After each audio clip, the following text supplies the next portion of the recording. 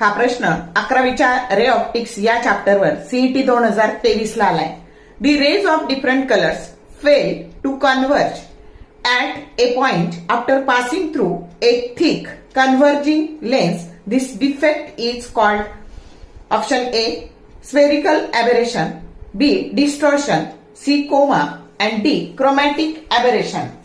तर आता बघा आपल्याकडे थिक कन्व्हर्जिंग लेन्स आहे आणि त्याच्यावर जर असा हा थिक कन्व्हर्जिंग लेन्स असेल तर त्याच्यावर समजा असा व्हाईट लाईट पडला तर हा व्हाईट लाईट हा 7 डिफरंट कलर्स मध्ये डिवाइड होतो आणि मग समजा इथला व्हायोलेट आणि इथला व्हायोलेट इथे एकत्र येतो, इकडचा रेड आणि इकडचा रेड असा इथे एकत्र येतो आणि म्हणजे आपण हे सगळे कलर एका सिंगल फोकस मध्ये आणू शकत नाही. आलं का लक्षात?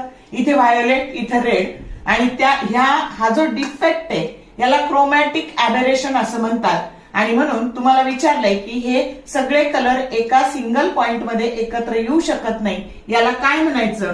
तर याला म्हणायचं क्रोमॅटिक अबेरेशन. करेक्ट ऑप्शन डी आहे chromatic अबेरेशन.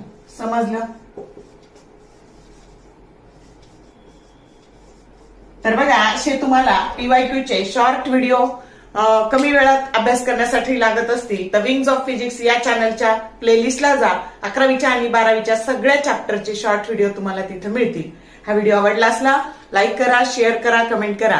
For more useful tips and tricks keep watching wings of physics. Thank you very much.